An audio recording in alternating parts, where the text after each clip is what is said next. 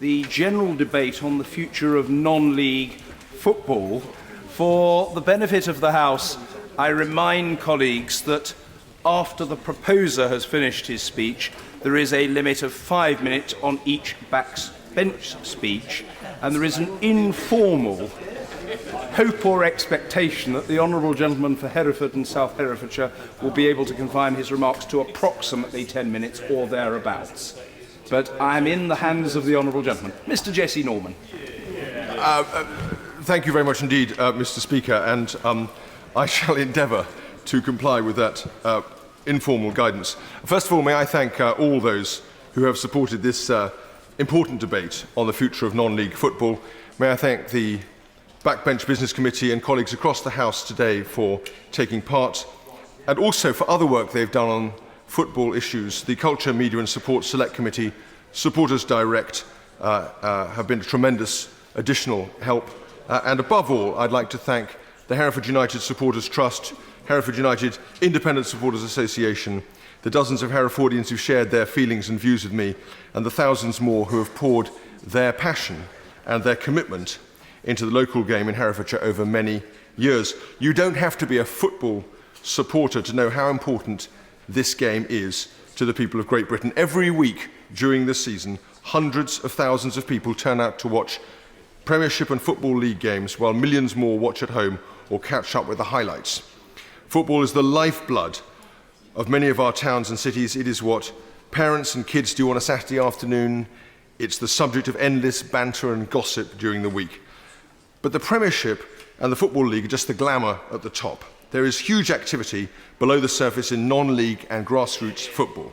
And it's very easy to forget the significance of those parts of the game, the roles those clubs play in the community, and their importance in seeding the players and supporters of tomorrow.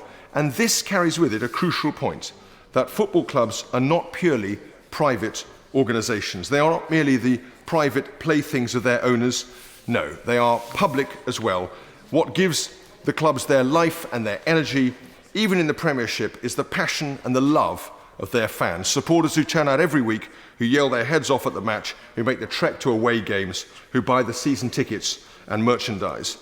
And so it's entirely appropriate that Parliament should take an interest in football, and specifically today in non-league football. How it is funded, regulated and managed, balancing private interests with the public interest. In large part, I've called this debate to focus public attention on what has happened at Hereford United, which has been the result of a disastrous catalogue of mismanagement and poor regulation. And we will come to that. But first, I want to look to the good. In Herefordshire, despite many competing sports and other outdoor activities, the high cost of coaching, shortage of access to good pitches, all these things, despite all those things, the non-league and the grassroots game is flourishing. We have 42 grassroots senior football teams, 150 junior teams, a schools league, midweek leisure games. Every weekend during the season, just about 2,000 youngsters turn out between the ages of 9 and 16 in teams like Ross Juniors in Ross-on-Wye and Pegasus Juniors in Hereford. Over the summer, some 78 girls took part in Girls' Week football, while I myself had the privilege of barbecuing several hundredweight of sausages for the different nationalities teams in the first ever Herefordshire World Cup in July. Now, the issue of finance is a very important one, which I know colleagues will have a lot to say in the debate. Indeed, it deserves a separate debate of its own. But as regards Herefordshire, it's important to recognise the £1.4 million in Premier League, FA and government grants made to grassroots football since 2000, and the further £240,000 received by the Football Stadium Improvement Foundation, which is funded entirely by the Premier League. As always, despite that, what really matters is community spirit and local organisation. And I want to pay tribute to Jim Lambert and the Herefordshire Football Association, whose president is a distinguished former member of this House, my predecessor but one, Sir Colin Shepherd. And finally, I pay special tribute to all those who play in these teams, the families that support them, the volunteers that give up their time to referee games and organise the league. These people, many of them, have supported and nurtured football in Herefordshire for generations. But much of this good news has been cast into the shadows by events at Hereford United, which have been a catastrophe for the club, for the city, for the county, and for Bulls fans everywhere. And this debate has a special significance today for Herefordians, because the terrible truth is that Hereford United, With its famous tradition and international name, in the year of its 90th anniversary, the club of Ronnie Radford and what's been described as the most famous goal in FA Cup history against Newcastle United. The goal that launched the career of John Motson. The truth is that club, our club, my club, is likely to go into insolvency next Monday with a court judgment on its outstanding debts. Now, how did this occur? How has a club which was solvent and competitive 3 years ago suddenly found itself on the brink of annihilation? It's a long and tortuous saga which I will not recount here, but let me tell the House. Hereford United stands as a case study in mismanagement and poor regulation of a kind all too prevalent in lower league and non-league football. In 2008-09, Hereford United were playing in League One against teams such as Leicester City, now in the Premier League, and Leeds United, currently in the Championship. They were relegated to League Two in 2009 and to the Football Conference in 2012, and that is when the financial problems began to bite. Their share of rights income dropped from £750,000 a year to a tiny £50,000. That was offset by a parachute payment of £215,000, much less even than 1 year's drop in rights income, much of which will have been returned to clubs in the league and to the Football Association itself. Now, the 2013-14 season was beset by financial crises, but the fans rallied. Funds were raised to see off the threat of a series of winding up petitions, and Hereford secured an astonishing last-gasp 2-1 victory over Aldershot, thus narrowly managing to avoid relegation. However, in June of this year, Mr. Thomas Agombar became the 57% owner of Hereford United. When he arrived at the club, he reassured staff that, quote, all payments and wages due to themselves, players and football creditors would be paid in full this week, subject to conference status. Despite these promises, the deadline for payment being extended 3 times, Hereford United failed to pay their football creditors and failed to post the bond as required under conference rules. They were then expelled from the conference on the 10th of June of this year. This created, indeed reinforced, a strong impression locally that Mr. Agombar was less interested in football than he was in taking over leases to the ground at Edgar Street and using them for commercial development. We now know he met repeatedly with Herefordshire Council, which to his credit has taken no steps to allow him use of the leases. There was also immediate local concern about the suitability of Mr. Agombar to own a football club, not least because he has convictions for conspiracy to steal and for theft. Furthermore, 2 other directors appeared likely to fail the Football Association's owners and directors test. One, Mr. Philip Gambrel, was subject to an individual voluntary arrangement, and another, Mr. Thomas Agombar Jr., had been banned by Essex County Football Association. Now, I wrote to the FA in early June asking them to consider whether Mr. Agombar met the requirements of the owners and directors fit and proper test. However, perhaps because of the World Cup, it was difficult to get a rapid response from them, despite the answer being vital to Hereford United's survival. Indeed, it was not until the 4th of August, some 6 weeks later, that the FA finally confirmed to me that Mr. Agombar Sr. had failed the test, along with both Mr. Agombar Jr. and Mr. Gambrel. Even then, despite my repeated requests and warning of the reputational risks to the FA itself, the FA refused publicly to announce the results of the owners and directors test. It pleaded confidentiality, although the club was even then in negotiations over a company voluntary arrangement with Mr. Gambrel's name on the CVA document. It took until the 12th of August for news that Mr. Agombar and those 2 other directors had failed the test, news for that to be made public. I must tell the House that the FA has still not itself made a statement on this matter. Not only that, the Southern League accepted Hereford United as a member in mid-June, despite the fact that it is supposed to abide by FA rules itself and that Mr. Agombar had not passed, and as it proved would never pass, the fit and proper test. Now, Mr. Speaker, this whole fiasco raises very serious issues about governance and the need for greater transparency, about funding and financial fair play, about the negative effects of the Football Creditors Rule and of the rule of the importance of supporters' trusts. And I would very much encourage the DCMS, the Culture, Media and Sport Select Committee, to revisit its 2011 report on football governance in the next Parliament to look at some of these issues again. But today I want to focus on the Football Association's fit and proper test and how that was administered. How could it be right for the FA to refuse to publish the results which were clearly material to a proceeding in court? The creditors should have been immediately informed so that they could judge the CVA in that light. Some of those creditors were football creditors to whom the FA arguably owed a special duty of care. I can see no reason why the FA should not be able to make public in a timely fashion, A, whether an individual has submitted the relevant form for the owners and directors test, and whether, if they have, they passed the test. After all, this is the practice in the parallel case of financial services, and while that industry is no poster child for good regulation, goodness knows that's true, its approach has been proven to deter some very dodgy individuals from seeking senior positions. Moreover, how can people who buy shares in football clubs be able to register their directorship with Companies House when they have not passed the test? Surely people who would be likely to fail the test should not be allowed even to get to that stage. It seems to me that the FA, Her Majesty's Revenue and Customs and Companies House should work much more closely in future to identify potentially unsuitable club shareholders and owners and directors as soon as they appear. I would be pleased to give way to the Honourable Gentleman. Let me start on the other side of the House, sir. I'm very grateful to him. I've listened very closely to his excellent speech, and as the member for Wrexham, where I've had very similar experiences where the club has gone through a very, very difficult period, I'm very interested in what he's had to say, and he's come to the nub of the matter, because in my view, regulation must precede ownership, and the key decision on whether someone is a fit and proper person must happen, and that assessment must be made by the FA before they sanction any transfer in ownership. And for the life of me, I cannot understand why that does not happen. Well, I thank the Honourable Gentleman very much for his intervention. I think he makes a proposal that has been scouted before but needs to be much more closely examined.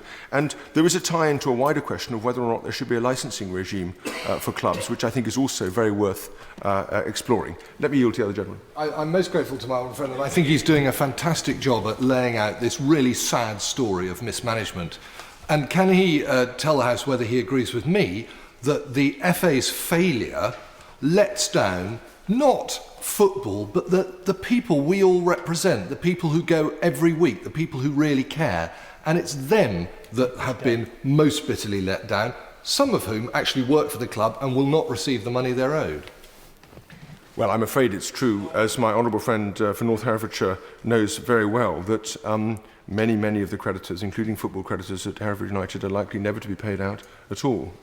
I do think there's a serious issue of the kind he raises. I'm not, by any means, critical of the Football Association as such. I think many things they do are good. I think there's a specific issue about the owners and directors test, which I want to focus on now, and there I think there are very serious concerns.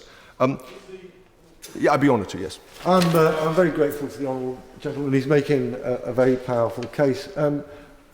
Mr. Peter Neal, who's the company secretary of Prescott Cables in my constituency, has contacted me with 3 suggestions which I'd be interested in his response to.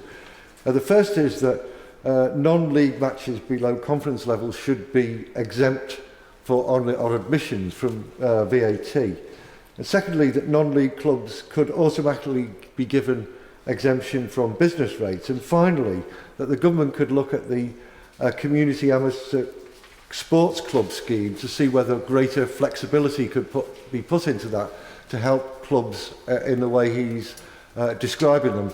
Does he think those are sensible suggestions, as I do? I mean, that's a formidable, thank you, Mr. Speaker, that's a very formidable array of questions. Let me briefly respond, if I may. I'm a bit leery, as a member of the Treasury Committee, of exemptions from VAT, because I know how hard it is to recover those elsewhere and the precedent they tend to set. On the issue of business rates, this is a local issue, and council should be given encouragement to look closely at the questions as they specifically arise, it seems to me. And on the final issue of community ownership, I think anything the government can do to support and enhance community ownership of clubs, supporter-led clubs, etc., but very, very valuable and good. So thank him for that. If I may proceed, Mr. Speaker, incredible as it sounds, I've just said that the Football Association, Her Majesty's Revenue and Customs and Companies House should work much more closely together in future to identify potentially unsuitable club shareholders, owners and directors as soon as they appear. But incredible as it sounds, as we debate in this chamber today, Mr. Andrew Lonsdale, a long-time associate of Mr. Agombar, is the current chairman of Hereford United. Despite a criminal conviction in 2008, despite being disqualified at Companies House from 2006 to 2012, and that raises, in the starkest possible form to me, the question, how on earth have the football authorities allowed such a person to be a club chairman? So I would ask, if I may, the Minister, will she write to the Football Association asking them to demand answers to these questions, and in particular, early completion or possibly pre-registration, as my honourable colleague has raised, by potential owners and directors to the fit and proper test, and rapid publication thereafter so that we all know who has put up for it and who has passed or failed. Yes, of course. The honourable gentleman for giving way, and as a Newcastle and a Gateshead fan, I remember those ventures in the past with some pain, I'm afraid to say.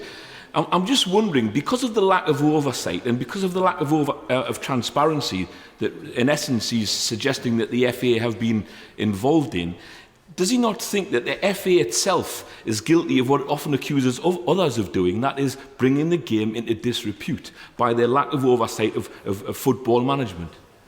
Well, the benefit of the House that I think there was an expectation or a hope that we would start the last debate no later than 4 o'clock. We're all enjoying the informative and learned speech of the honourable gentleman, and he will continue until he's concluded. But I just point out there are 11 honourable members who wish also to contribute. Mr. Jesse Norman. I'm very grateful to you, Mr. Speaker. I'm actually, in fact, winding up, but I'm also grateful for the intervention. And I can only sympathise with the gentleman's pain that still felt in many parts of Newcastle at that great goal. I do think that there is a degree of truth in his question. It's a balanced judgment. If I may, I'll leave it there. Just to wind up then, if I may I ask the Minister if she will write to the Football Association and other relevant authorities requesting that they investigate the rules which may have been contravened by Hereford United and its owners and directors recently. In particular, how Hereford United was allowed entry into the Southern League without Mr. Agon Bars passing the owners and directors test, and despite its failure to pay its football creditors. And whether Mr. Andrew Lonsdale's continued role as club chairman is in contravention of existing rules. Mr. Speaker, Hereford United's motto is, "Our greatest glory lies not in never having fallen, but in rising when we fall." The situation there has been a tragedy for everyone who loves the club, but there may be some small comfort for fans if it now leads to genuine, sustained improvements in the non-league game. The question is as on the order paper, and the 5-minute limit on each backbench. Thank you, Madam Deputy Speaker. I want to start by thanking my honourable friend for Hereford and South Herefordshire for securing this debate, and the recent developments at Hereford and other non-league clubs make it very timely to consider the challenges that these clubs face and the support that is being offered now and in the future. The financial sustainability of football clubs, especially non-league football, is a very, very important topic which appears to be at the root of many of the issues that clubs are facing today.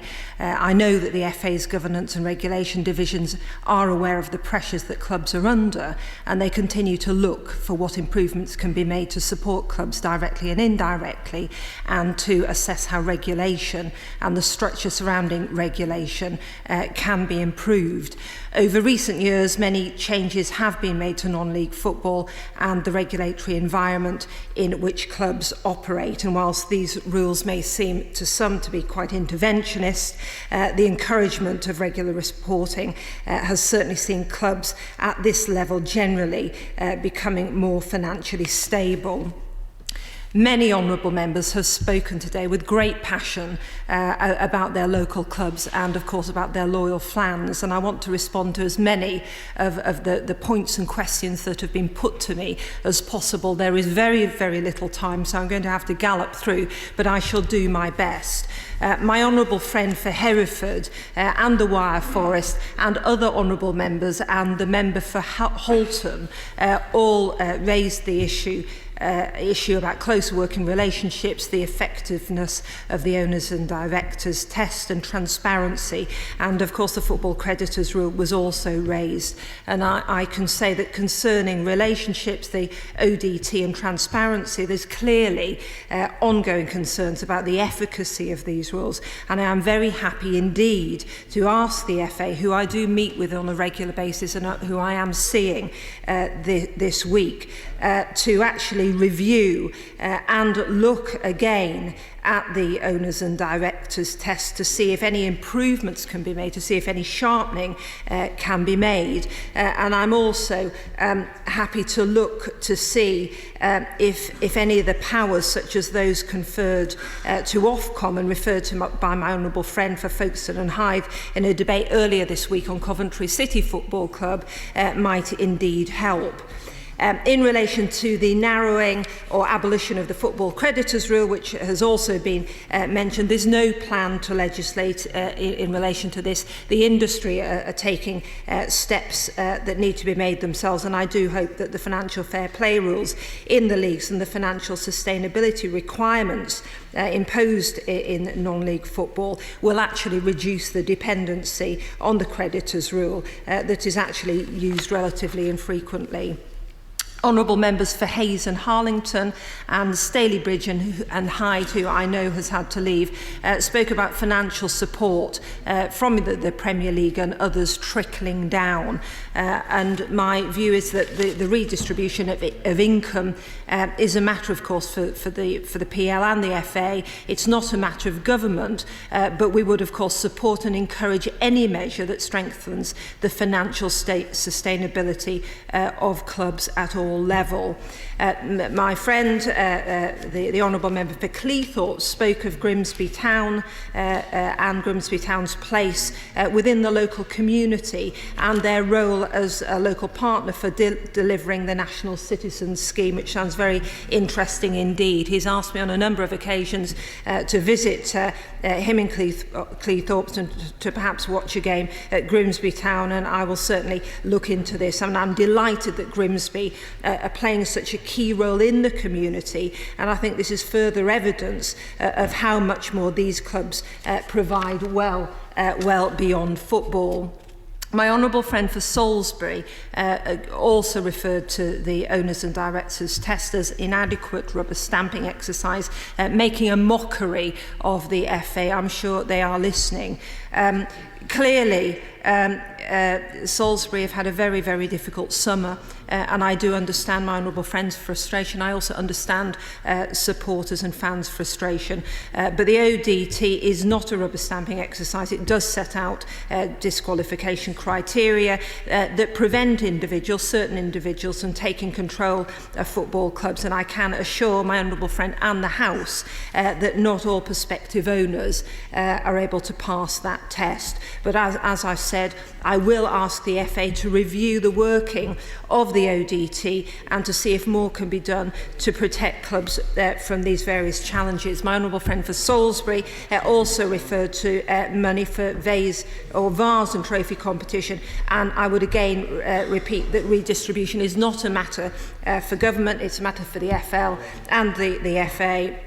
PL and the FA, but government would certainly support any measure to improve the financial sustainability of football. My honourable friend for Wyre Forest and the honourable member for Knowsley raised the issue of charitable, quasi-charitable status for non-league clubs, and I can tell them both that we want sports, of course, to get as much benefit as they possibly can so that they can drive participation and drive thriving community sport. We are working with HMRC and sports on reviewing CASC's community amateur sports clubs, and I will, of course, make sure that non-league football clubs are raised. Finally, I just, if I've got any time left, I will certainly, but there's a couple of matters I must get in. Finally, the Honourable Member for Bassetlaw spoke with great passion about falling attendances at games, and I can't promise that the FA will take him up on his offer in relation to Wembley. But we do have, as mentioned by other members today, a non-league day coming up this weekend, and I would encourage all honourable members to visit their local clubs and to enjoy everything that is on offer. The last point I want to very quickly make is really just about the one potentially strong safeguard that has been mentioned today by many members, and that is better engagement with supporters. And there are many good examples of supporters really engaging with their local clubs, AFC, Wimbledon, Brentford, Exeter. But I do think there is more to do. And with that in mind, I have accepted Supporters Direct's proposal for an expert group of supporters, which will include representatives from across football, and I hope this group will look at, among other things, the barriers to supporter ownership, and also what more can be done to increase engagement with supporters. I really am out of time because I do want to leave a few minutes for the Honourable Member for Hereford. So in conclusion, Madam Deputy Speaker, I would just say that I do not want us to lose sight of the very exciting opportunities for non-league football to generate and maintain both interest and participation in the sport as a whole. And it's with that in mind that I will continue to work with the football authorities on providing a supportive environment for them to prosper in the future. Jesse Norman. Thank you, Madam Deputy Speaker. I would like to thank all colleagues from across the House. I think it's been an absolutely cracking debate. It's shown the House of Commons off at its best, full of wisdom, insight, passion and good humour, and I thank everyone who made contributions. The Minister will not have failed to note, and I know has not missed, the enormous passion expressed and the strong feelings about the Owners and Directors test, and I'm very glad that she has committed to ask the Football Association to review it. Just to bookend my earlier remarks about Hereford United, we have one shining example of a great community football club in Hereford, Westfields Football Club, founded 48 years ago after England won the World Cup. The grassiest of grassroots clubs then, run by a team of people, one of whom is a 16-year-old goalkeeper, now Andrew Morris, the chief executive, and I wish we had more clubs like that. Final thought, the football pyramid doesn't really work at the moment. We know that. In the early 1990s, when Hereford was last at risk, Graham Turner, revered former manager, wrote to all members of the Premiership, as it then was, asking them to send a side down to help to boost the gate at Hereford United. Only one Premiership manager replied. It was Alec Ferguson, and he sent a team including Ryan Giggs, and that made a huge difference. And that's what we should be seeing a lot more of across the Premiership today. The question is, as on the order paper, as many of that opinion say aye? Of the contrary, no? I think the ayes have it. Order, we...